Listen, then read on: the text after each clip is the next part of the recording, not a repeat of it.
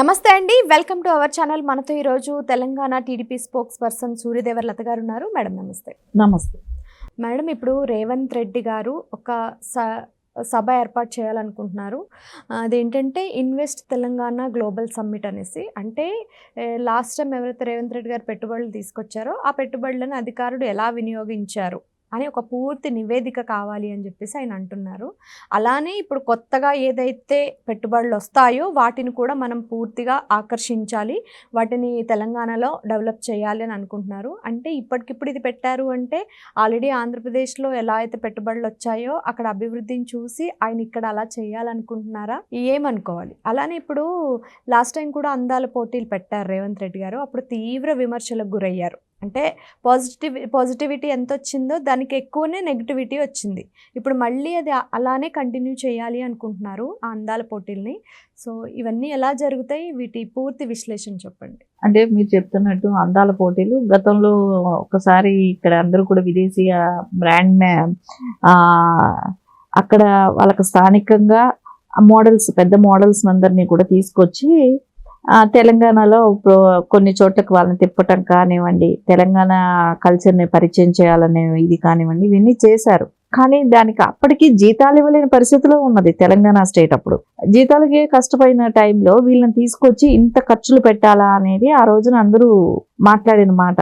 అంటే రేవంత్ రెడ్డి గారు అన్నారు, ప్రపంచం మొత్తం మీద నుంచి వచ్చిన వాళ్ళు కదా, మన తెలంగాణ కల్చర్ గురించి కానివ్వండి, మన తెలంగాణ రాష్ట్రం గురించి కానివ్వండి ప్రపంచ స్థాయిలో ఓ పేరు వస్తుంది అని చెప్పి అని అన్నారు.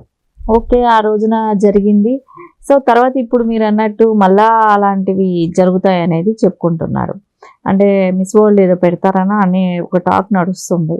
సో అది ఎంతవరకు నిజమని తెలియదు, ఇట్లా ఇంకా క్లియర్గా మనకు అర్థం అవ్వట్లేదు. కానీ అది కూడా అంటున్నారు. అంటే ఓకే, మిస్ వరల్డ్ లాంటివి ఇట్లాంటివి నడిస్తే ఖచ్చితంగా గుర్తింపు వస్తుంది. ఎందుకంటే అన్ని దేశాల వాళ్ళ ఫోకస్ వచ్చి ఇక్కడే ఉంటుంది. అంటే ఎవరు ఈ సంవత్సరం ఆ మెడల్ తీసుకుంటారు, ఆ కిరీటం పెట్టుకుంటారు అనేది అయితే ఉంటుంది. కాబట్టి ఓకే, కొన్ని ప్రపంచ స్థాయిలో గుర్తింపు తెచ్చుకోవాలంటే అలాంటివి కొన్ని చేస్తారు. దాంట్లో తప్పులు. ఇప్పుడు మనం ఒలింపిక్ కూడా మనం ఏ రాష్ట్రానికి, మన ఇండియాలో జరిగితే గ్రేట్గా ఫీల్ అవుతాం కదా, ఇట్లాంటివన్నీ ఉన్నప్పుడు ఖచ్చితంగా ఇవి మనం తప్పు అనలేము కానివ్వండి. ఇప్పుడు వాళ్ళు తెస్తాము, కంపెనీలు తీసుకురావడానికి సమిట్లు లాంటివి పెడతాము అని అన్నారు. సరే ఓకే, అవి పెడుతున్నారు. కానీ ఇన్ని రోజులు పట్టిందా? దాని గురించి ఇప్పుడు 3 సంవత్సరాలు అయిపోయింది. 3 సంవత్సరాల తర్వాత వరకు ఇప్పుడు వరకు వీళ్ళు తెచ్చిన కంపెనీలు ఏంటి? తెలంగాణలో 3 సంవత్సరాల వరకు కాంగ్రెస్ తెచ్చిన కంపెనీలు ఏమున్నాయో చెప్పాలి కదా. ఇంక ఈ 2 ఏళ్లలో తెచ్చేస్తారా అంటే తేగలుగుతారా? అంటే ప్రతిసారి ఆయన వెళ్తూనే ఉన్నాడు, దావోస్ మీటింగ్స్కి వెళ్తూనే ఉన్నారు. ఏం వచ్చేసాయి, ఏం జరిగాయి?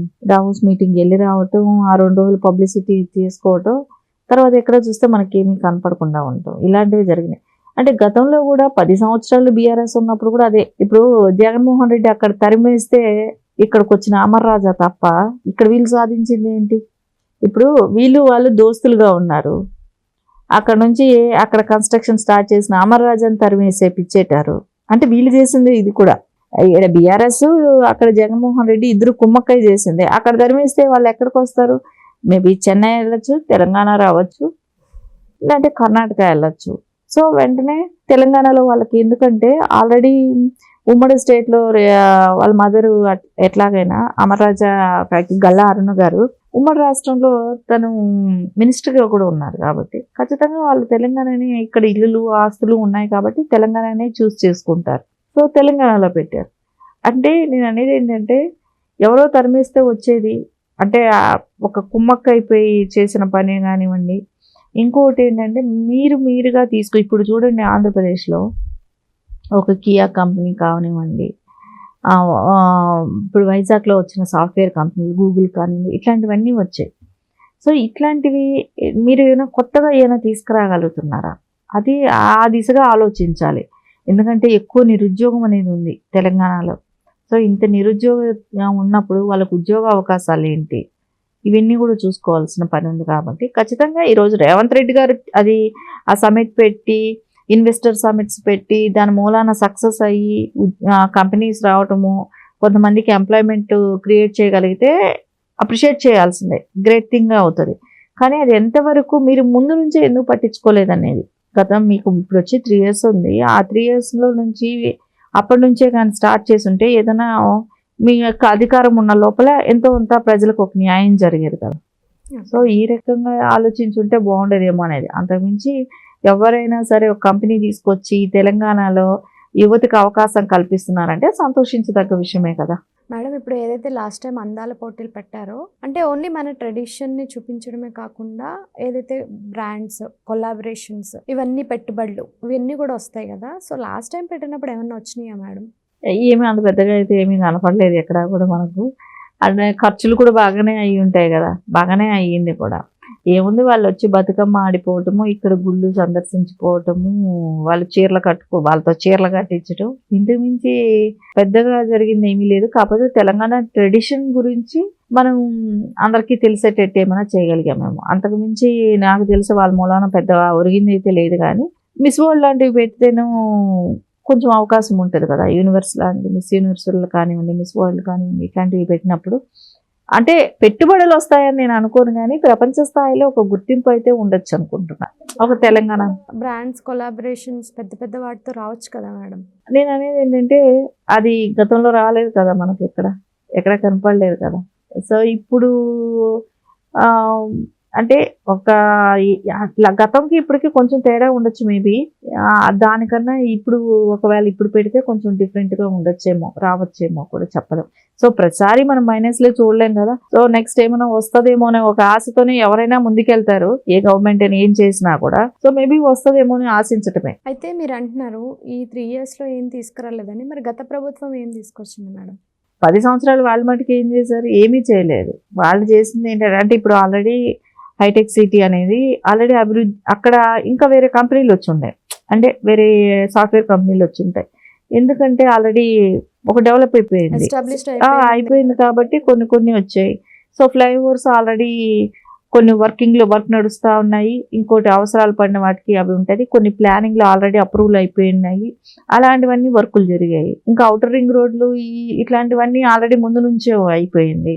మీరు మెట్రో చూసుకుంటే మెట్రో పనులు కూడా ముందు నుంచి అవి రెడీ అయినట్టువే. ఎయిర్పోర్ట్ ముందే వచ్చేసింది. ఇంక ఇవన్నీ చూసుకుంటే ముందే వచ్చేసినట్టు కదా. ఒకటి వాళ్ళు చేసింది కాళేశ్వరం ఒకటే కదా. అంటే అది కట్టిన తర్వాత దాన్ని యూజ్ కూడా చేసుకోలేని పరిస్థితిలో ఉంది. సో అది అట్లాంటివి చేశారే కానీ 10 ఏళ్లలో వాళ్ళు చేసింది కూడా ఏం కనపడాల మనకు. అంటే ఓహో అని చెప్పుకోదగ్గ అంత అభివృద్ధి, అంటే అది ఏదైతే వర్క్ స్టార్ట్ అయ్యి ఉన్నాయో అవి కంటిన్యూటీ చేశారు. అదే ఆంధ్రప్రదేశ్లో అది కూడా వాళ్ళకి ఎక్కడ పేరు వచ్చేసి, అంటే వాళ్ళకి కట్టింది కూలగొట్ల. ఇప్పుడు జగన్మోహన్ రెడ్డి తీసుకుంటే ప్రజావేదిక ఏదైతే ఉండిందో ఆ ప్రజావేదిక కూలగొట్టాడు కదా. సో అది ఉంటే అక్కడ చంద్రబాబు నాయుడు గారి పేరు కనపడుతుంది. సో దాన్ని కూల్ చేసేయాలి అనేది వాళ్ళ ఆలోచన. అది అక్కడికే జనాలు వస్తా అన్నారు అనుకో, దాన్ని ఉండకూడదు అనేది. ఇక్కడ అట్లాంటివి జరగల తెలంగాణలో. ఏంటంటే దాన్ని అప్పుడు కట్టినటివి ఉంచారు, ఇంకా కట్టాల్సి వస్తే అంటే అప్పటికే అప్రూవల్ అయి ఉంటాయి కదా కొన్ని ఫ్లైఓవర్స్ కానివ్వండి, ఇట్లాంటివన్నీ కూడా అవన్నీ కంటిన్యూటీ చేశారు. ప్రాసెస్ కంటిన్యూ అయిందే కానీ వీళ్ళ ఆలోచనలతో వీళ్ళు చేసిన పని అంటూ ఏం పెద్దగా చెప్పుకునేటట్టయితే లేవు. మేడం నాకు ఒక డౌట్, ఇప్పుడు స్టార్టింగ్ తెలంగాణ ఆంధ్ర కంపేర్ చేసుకుంటే ఆంధ్ర విడిపోయినప్పుడు ఏం లేవు, అక్కడ మొత్తం సున్నాతో స్టార్ట్ అయింది. సో ఇప్పుడు చంద్రబాబు నాయుడు గారు బిల్డ్ చేస్తున్నారు, ఆంధ్రప్రదేశ్ని చంద్రబాబు నాయుడు గారు సక్సెస్ చేస్తున్నారని ఒక మార్క్ కనిపించేస్తుంది. బట్ తెలంగాణను తీసుకుంటే అలా కాదు. స్టార్టింగ్లో చంద్రబాబు నాయుడు గారు దీన్ని డెవలప్ చేశారు, ఆ తర్వాత రాజశేఖర రెడ్డి గారు కానీ తర్వాత వచ్చిన సీఎంలు దాన్ని కంటిన్యూ చేశారు. ఇప్పుడు ఏమన్నా చేద్దామన్నా సరే ఆల్రెడీ ఎస్టాబ్లిష్డ్ అయిపోయింది కాబట్టి ఇంకా రేవంత్ రెడ్డి ఏం చేసినా కనపడదు అనే మార్క్ కూడా ప్రజల్లో ఉంటుంది. ఇది ఎంతవరకు నిజమంటారు? అంటే మీరు ఇప్పుడు ఎవరైనా ఒక కంపెనీ తీసుకొస్తే ఆ కంపెనీ పేరు అయితే స్థిరస్థాయిగా వాళ్ళ పేరు మీదే ఉంటుందిగా. వీళ్ళేమో ఇప్పుడు అమర్రాజాది మేము తీసుకొచ్చామని చెప్పుకుంటుంటారు బీఆర్ఎస్ వాళ్ళు. ఎందుకంటే ఆంధ్రాలో పెట్టాల్సిన దాన్ని ఆంధ్రాలో ఉన్నది ఇక్కడికి వచ్చింది కదా. సో అది వాళ్ళు తీసుకొచ్చారని చెప్తారు కదా. అదేలాగా ఈయన ఏదైనా చేస్తే అది ఆ పేరు ఉండిపోతుంది. ఇప్పుడు ఎవరు మార్చలేము కదా. సో చేసిన పనిని అంటే రాజకీయంగా ఒక్క చోట జరిగింది మొత్తం తెలంగాణ మొత్తం ప్రజలకి నమ్మించుతో తిరగడం అనేది ఎవరికైనా కష్టం. ఇప్పుడు అట్లా అనుకుంటే నారా చంద్రబాబు నాయుడు గారి హయాంలోనే ఎయిర్పోర్టు శంకుస్థాపన జరిగిందని అందరికీ తెలిసినా కూడా లేదని వాదించే వాళ్ళు ఉన్నారు. హైటెక్ సిటీ నారా చంద్రబాబు నాయుడు గారే కట్టించారన్న అది కూడా ఏముంది, నిజాం కట్టించాడనే మాటలు కూడా మాట్లాడతారు. అది కూడా మాట్లాడే వాళ్ళు ఉన్నారు ఇక్కడ మేధావులు. అంటే ఒక పని చేసినప్పుడు చెప్పుకునే దాంట్లో ఉంటుంది చూస్తారా, ఆ ప్రౌడ్నెస్ ఎవరు తీసేయలేరు. ఇప్పుడు నారా చంద్రబాబు నాయుడు గారు చేశారంటే అక్కడ శిలాఫలకం ఉంటుంది. సో శంకుస్థాపన ఎవరు చేశారు, ఎవరైతే అది ఇంకొకళ్ళు వచ్చినప్పుడు అది కంప్లీట్ అయ్యి ఓపెనింగ్, ఇప్పుడు ఎయిర్పోర్ట్ వచ్చి నారా చంద్రబాబు నాయుడు గారు స్టార్ట్ చేశారు, కట్టారు. అది కంప్లీట్ అయ్యేటానికి కాంగ్రెస్ గవర్నమెంట్ వచ్చింది. కానీ అది వాళ్ళు మేం చేసాం, అప్పటికి ఎన్టీఆర్ ఎయిర్పోర్ట్గా ఉండాల్సిన దాన్ని వీళ్ళు రాజీవ్ గాంధీ ఎయిర్పోర్ట్ని చేశారు. కట్టేటప్పుడు ప్లానింగ్ అది. సో వీళ్ళు పేరు మార్చేసుకున్నారు. సో అంత మాత్రాన అది వాళ్ళ దీనిలే కంటే చరిత్రను కొన్ని మార్చేస్తా ఉన్నారు. సో ఇప్పుడు అందుకు భిన్నంగానే ఎవరి పేర్లు లేకుండా అల్లూరి సీతారామరాజు గారని వాళ్ళు నామకరణం చేశారు కదా ఎయిర్పోర్ట్కి. అంటే బిఫోర్ అయితే ఓపెనింగ్కి ముందు జరగచ్చు, కానీ అది జరిగింది శంషాబాద్ ఎయిర్పోర్ట్. ఇప్పుడు భోగాపురం ఎయిర్పోర్ట్ అలా చేయలేరు. మీరు అన్నట్టు అల్లూరు సీతారామరాజు గారిది ఎయిర్పోర్ట్ అన్నారు కదా, ఆ ఎయిర్పోర్ట్ పేరు మార్చడం అది సెంట్రల్ గవర్నమెంట్, అలాంటి పని జగన్మోహన్ రెడ్డి ఈసారి చేయలేరు కూడా. అది ఓకే, బ్యాక్ టు పెట్టుబడులు చూసుకుంటే ఇప్పుడు తెలంగాణలో ఆయన చేసేటటువంటి ప్రయత్నం నెక్స్ట్ పెట్టుబడులను ఎలా ఆకర్షిస్తుంది అంటారు? ఇక్కడ పెట్టుబడులు ఆకర్షించడానికి వీళ్ళు ఇచ్చే ల్యాండ్స్ కానివ్వండి, వీళ్ళు ఇక్కడ కల్పించే సౌకర్యాలు ఏంటి, ఇవన్నీ కూడా చూస్తారు. సో వాళ్ళకి ఇక్కడ కొన్ని కంపెనీలకి సాఫ్ట్వేర్ ఆల్రెడీ అభివృద్ధి చెందింది, అట్లాంటివి రావచ్చు ఇంకా కూడా. ఎందుకంటే వీళ్ళు ఇంకా ల్యాండ్స్ ఇచ్చి వాళ్ళకి ఎంకరేజ్మెంట్గా ఇవి చేస్తే, అవన్నీ చేస్తే ఖచ్చితంగా వచ్చే అవకాశాలు ఉంటాయి కదా. అవి తీసుకొచ్చుకోగలిగితే మనం సక్సెస్ అయినట్టు, అవి వస్తే సక్సెస్ అయినట్టు. ఎందుకంటే ఎంప్లాయ్మెంట్ క్రియేట్ చేసుకోగలుగుతాం, యువతకు ఉద్యోగాలు ఇచ్చుకోగలుగుతాం, అవన్నీ ఉంటాయి కదా. సో ఖచ్చితంగా అవన్నీ రావాలి. వచ్చినప్పుడు ఆయన రేవంత్ రెడ్డి గారు తీసుకురాగలిగితే సక్సెస్ఫుల్గానే ఉంటుంది కదా. Thank you madam. నమస్తే.